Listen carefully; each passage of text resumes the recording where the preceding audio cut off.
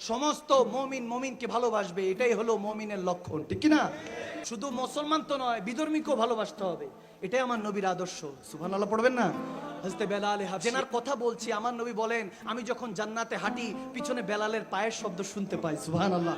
অথচ বেলাল হাবশি ওখানে হয়তো বসা, নয়তো কোনো কাজে পাঠিয়েছেন। নবীজি মদিনায়, মক্কা মদিনা অলিগলিতে হাদিস পড়াচ্ছেন, কোথায় জান্নাত, কোথায় নবী, কোথায় বেলাল হাবশি পায়ের শব্দ শুনতে পায়। বুঝা গেল এশকের দুনিয়া আলাদা, দুনিয়ার জিন্দেগি আলাদা, আর আল্লাহর বান্দিগি আলাদা, ঠিক কি না?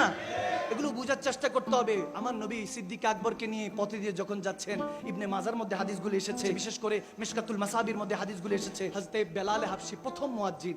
দেখেন, ওই সময়ের কোন রাজা বাদশার যদি নাম নিতে বলি আপনারা বলতে পারবেন না, কিন্তু ছোট্ট একটা বাচ্চাকেও যদি জিজ্ঞেস করি আমার নবীর জামানার একজন মুয়াজ্জিনের কথা বলো, সেও বলবে হযরত বেলাল হাবশি ছিল। আমার নবী সিদ্দিক আকবরকে নিয়ে যখন বেরোচ্ছেন, দেখে হু হু করে কোন ঘর থেকে যেদিন কান্নার শব্দ আসছে।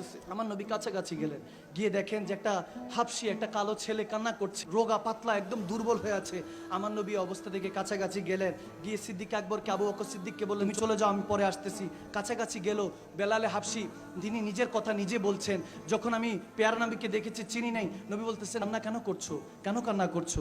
বেলাল হাবশি বলতেছে, গরিবের দুঃখ আর কে শুনে, আমি যার আন্ডারে থাকি উমাইয়া, সে আমাকে অনেক কষ্ট দেয়, 4 দিন না খাওয়ায় রাখে, তারপর আমাকে কষ্ট করে এই চাক্কি পিষতে হচ্ছে। যদি সকাল ভোরের মধ্যে না করি আমাকে মারবে, উল্টা লটকায় মারবে, রক্তাক্ত হওয়ার আগ পর্যন্ত মারতে থাকবে, না খাওয়ায় রাখবে। এরকম যখন বলতেছে, প্যারা নবী তার শরীরের মধ্যে চেক করে দেখে জ্বর হয়ে আছে, অসুস্থ। তেনাকে বলতেছে, তুমি এখানে রাখো। নবীজি কথা শুনে আবার চলে যাচ্ছে। তিনি বলতেছে, হ্যাঁ, একা একা বলতেছে, এই তো সবাই শুনতে আসে, কেউ তো আর দুঃখ মুছতে আসে না। নবীজি শুনে চলে গেলেন, দৌড়ায় গেলেন, একটু মলনপট্টি ওষুধের ব্যবস্থা করলেন, কাঁথার মতো কাপড়ের মতো কিছু নিলেন, নিয়ে নবীজি আসলেন, এসে তেনাকে দিয়ে বলতেছে, তুমি একটু আরাম করো, তোমার কাজ আমি নিজে করতে থাকি। সুবহানাল্লাহ। যখন বলতেছে তখন তিনি অবাক হয়ে বলতেছেন, আপনি আমার কাজ করবেন? আচ্ছা ঠিক আছে, সে তো এমনি দুর্বল হয়ে আছে। তারপর আমার নবী যখন কষ্ট করলেন, ফজর পর্যন্ত করে তাকে বুঝ দিয়ে চলে গেলেন। পরের দিন আবার আসলেন। যখন এভাবে 2-3 দিন হলো, তিনি একটা পর্যায়ে বলতে লাগলেন, বেলালে হাবশি, যে আমি আমার পেয়ার নবীকে চিনি নেই, কিন্তু নবীজিকে দেখে বলতে লাগলাম, আপনাকে দেখে অনেক ভালো মানুষ মনে হচ্ছে, কিন্তু শুনেছি এই মক্কা নগরীতে একজন নাকি নবী এসেছেন, যিনি কি কলমা পড়িয়ে সব মুসলমান বানিয়ে ফেলছে, তেনার থেকে একটু বাইচা থাকেন, আপনাকে দেখতে অনেক সরল মনে হচ্ছে, তেনার থেকে নিজেকে হেফাজত করেন। আমার নবী ফজরে যাওয়ার আগে যখন আজানের সময় হবে, তখনও কিন্তু আজানের অবস্থা আসে নাই, এর আগের কথা বলছি, যখন আজানও আসে নাই, আজানও দেওয়া হয় নাই, তখনও নামাজ ফরজ করা হয়নি, তখনকার কথা বলছি। শুরুর দিকে আমার হযরত বেলাল হাবশি, কেউ বলেন 15 নম্বর সাহাবা, কেউ বলেন 16 নম্বর সাহাবা, মতান্তরে, তার মানে একদম অল্প অল্প সাহাবারা যখন, ওই সময়কার কথা বলছি। আজকে তো কোটি কোটি মুসলমান হয়ে গিয়েছে, সেই মুসলমান এক মুসলমানকে কাটাকাটি মারামারির মধ্যে ব্যস্ত, রাজনীতির নামে, খেলার নামে, বিভিন্ন দলের নামে। অথচ আমার পেয়ার নবী সেই পেটের মধ্যে পাথর বেঁধেছে এই আমার আপনার উম্মতের জন্য। বেলাল হাবশি যখন বলতেছে ওই মানুষটা থেকে নিজেকে হেফাজত করবেন, আমার পেয়ার নবী মুস্কি হাসি দিয়ে বলতেছে, ওই মানুষটাই আমি, যার থেকে বাঁচার জন্য তুমি আমাকে বলছো। তখন এই কথা শুনে বেলাল হাবশি চোখের পানি ছেড়ে দিলেন, বলেন, আপনি সেই পেগম্বর, আপনি সেই নবী, আপনি যদি এই নবী হন, আমি কলমা পড়তে রাজি আছি। সুবহানাল্লাহ। সে ওই অবস্থায় হযরত বেলাল হাবশি কলমা পড়ে মুসলমান হয়ে গেল। এখন মুসলমান তো হয়েছে, এখন কাফের তো ছাড়ে না, উমাইয়া তো ছাড়ে না। উমাইয়া অনেক কষ্ট দিচ্ছে, বারবার কষ্ট দিচ্ছে। বালুর মধ্যে, উত্তপ্ত আরবের বালুর মধ্যে চাল রাখলে ভাত হয়ে যাবে, এত গরম বালুর মধ্যে রেখে পাথর চাপা দিত, চাবুক মারতো, এদিক দিয়ে চাবুক মারতো। বেলাল হাবশি ওদিক দিয়ে মুস্কে হাসি দিত। উমাইয়া বলতো, তোকে এত মারছি, কাঁদছিস না কেন? বলে, তুই মার, তো আমার এই জেসেমে তুই যতবার মারস অতবার আমি চোখ বন্ধ করে আমার নবীর চেহারা স্মরণ করতে থাকি। আমার নবীর চেহারা যখন স্মরণ করি আমার কষ্ট ভুলে যাই। হায় হায়, ওই চেহারা মোবারক কেমন ছিল, যে চেহারা স্মরণ করার সাথে কষ্ট অনুভব হতো না, রক্তে জর্জরিত হয়ে যেতেন, তারপরে উফ করে কাঁদতেন না। হ্যাঁ, জখম পে জখম খাক জি, আপনে লাহু পে ঘুট পি, আহ না কর, ইশক লাগি হে দিল নেহি লাগি। আর যখন ইশক হয়ে যায় তখন আহ আর জুবান দিয়ে বের হয় না। সেই বেলাল হাবশি কষ্ট পেতে লাগলেন। যখন এই অবস্থা হলো, আমার নবী এক কোণার মধ্যে হু হু করে কাঁদছে। বেলাল হাবশির এই অবস্থা স্মরণ করে আবু বকর সিদ্দিক দৌড়ায় গেলেন, ইয়া রাসূলুল্লাহ, ইয়া হাবিবাল্লাহ সাল্লাল্লাহু তাআলা আলাইহি ওয়াসাল্লাম, হাবিব আপনি কেন কাঁদছেন? বলে, আমার বেলালের জন্য বড় মায়া হচ্ছে, কত কষ্ট করছে, কালমা পড়ে ফেলেছে, এরপর আমার বেলালের উপর অত্যাচার করছে উমাইয়া। যখন এটা বলতে লাগলেন তখন আবু বকর সিদ্দিক দৌড়ায় গেলেন, নবীজিকে কিছু বললেন না। বলে, ইয়া রাসূলুল্লাহ আপনি শান্ত হন। দৌড়ায় আসলেন, তেনার ভাইকে, ওখানে হযরত আব্বাস দাঁড়িয়েছিলেন, তেনাকে ডাক দিলেন, ভাই একটু যান, আপনি উমাইয়ার কাছে যান, তার সাথে আমার সম্পর্ক বেশি একটা ভালো না, আমি মুসলমান হয়েছি, আমাকে দেখতে পারেন এখন, আপনি যান, যায় বলেন বেলালকে কত টাকা দিলে সে ছেড়ে দিবে। দিবে। হযরত আব্বাস গেলেন, হাদিসে এসেছে, যাওয়ার পরে বলতেছে 50 দিরহাম, এক জায়গায় এসেছে 100 দিরহাম সে চেয়েছে। উমাইয়া যখন চাইলো, তারপরে যখন হযরত আব্বাস গিয়ে জানালেন, তখন আবু বকর সিদ্দিক বলতেছে আমি সহ যাব।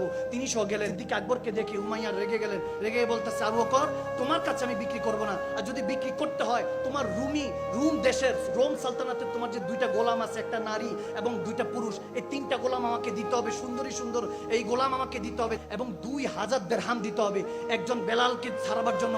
আমার আবু বকর সিদ্দিক বলতেছে আমি রাজি আছি, তুমি দিয়ে দাও, তুমি দিয়ে দাও। হযরত আব্বাসকে বললেন যে আপনি নিয়ে আসেন। 3 জনকে দিয়ে দিলেন, 2000 দিরহাম দিলেন। দেওয়ার পরে উমাইয়া হাসতেছে, বলে আবু বকর তোমার ব্যবসা ভালো হয় নাই, ব্যবসা লোকসান হয়েছে। আমাকে জ্ঞানী 3টা গোলাম দিলা, 2000 দিরহাম দিলা, আর তোমাকে আমি মূর্খ নাউজুবিল্লাহ একটা কালো গোলাম দিলাম। তখন বলতেছে তুমি কালো রং দেখেছো, আর আমি ইশকে মুস্তাফার রং দেখেছি, আমার হুজুরে পাকের মহাব্বতের রং দেখেছি ওই বেলালের জন্য। যখন এটা বলতে লাগলেন, বেলাল হাফসি কাঁদছে, উঠে মারছে তো রক্তাক্ত হয়ে আছে। হযরত আবু বকর সিদ্দিক বলতেছেন চলো বেলাল। যখন এই অবস্থা দেখেছেন, বলে বেলাল তোমাকে এভাবে নেওয়া যাবে না, তোমাকে নিয়ে গেলে আমার নবী আরো বেশি কষ্ট পাবে, এমনি তোমার জন্য চিন্তা করে কাঁদছে, যদি এরকম দেখে যে কাটা ছেড়ে তোমার শরীর, আরো আমার নবী কষ্ট পাবে। ঘরে নিয়ে গেল, সুন্দর করে মলম পট্টি লাগাচ্ছে। সিদ্দিক আকবরের চোখে পানি, বেলাল হাফসির চোখে পানি। বেলাল হাফসি চিন্তা করছে বাবার ভালোবাসা পাইনি, মার ভালোবাসা পাইনি, এই কোন ভালোবাসা? যে নবীর কালমা পড়েছি, সেই নবীর সাহাবারা আমাকে এত ভালোবাসতেছে, এই মোহাব্বত কোথা থেকে আসলো?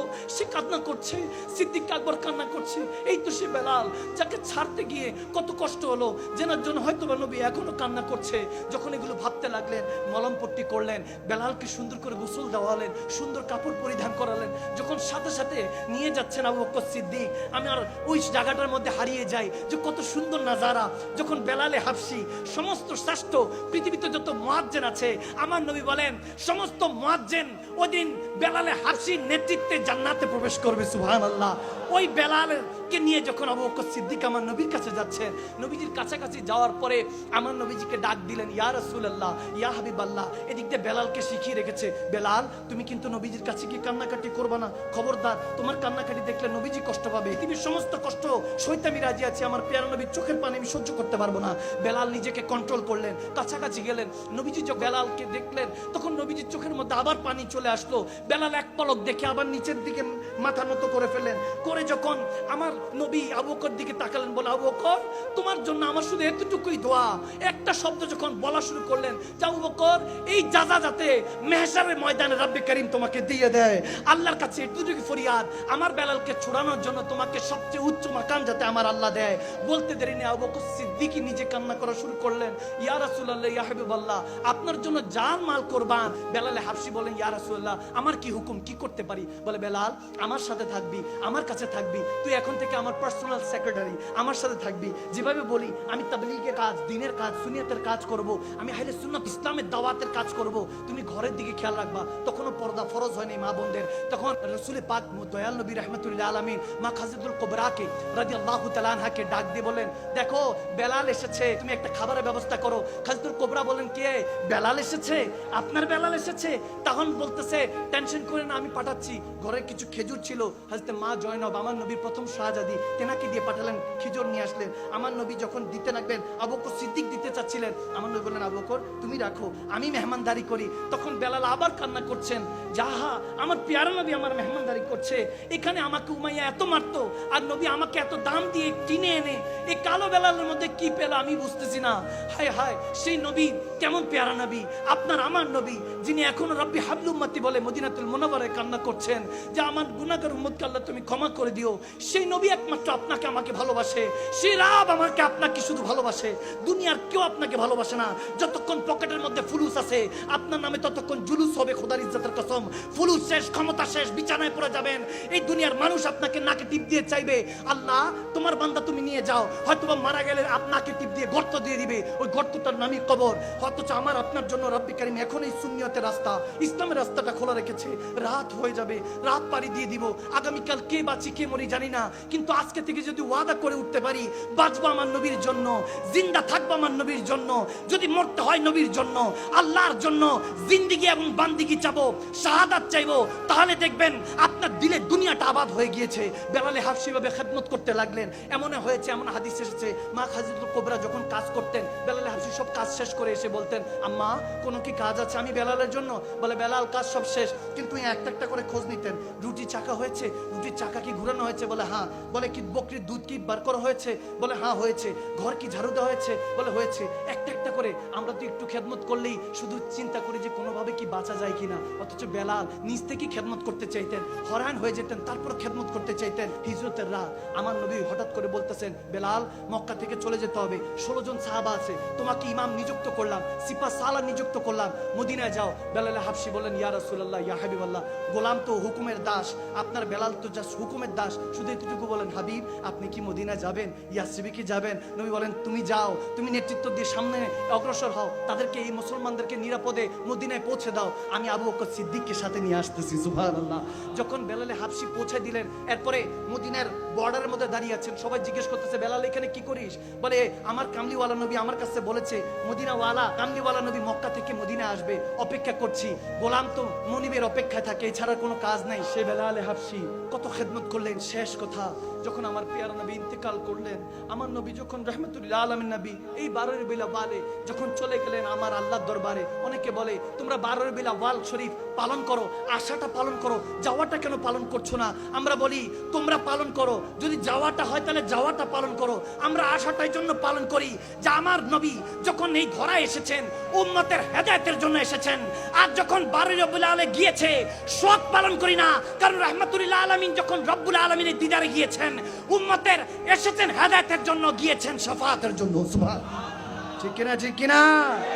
আমরা আশাটা পালন করি উম্মতের হিসাবে, আর আল্লাহ যাওয়াটা পালন করতেছে, ওটা তো আমার আল্লাহ আল্লাহ রাসূলেরটা চলতেছে।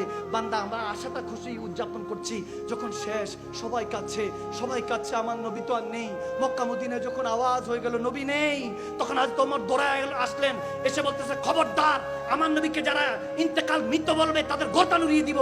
আবু বকর সিদ্দিক হযরত ওমর কাঁদে বললেন, ভাই কিছু বলো না, আমার নবী সত্যি সত্যি চলে গিয়েছে। তিনি ভেঙে পড়লেন।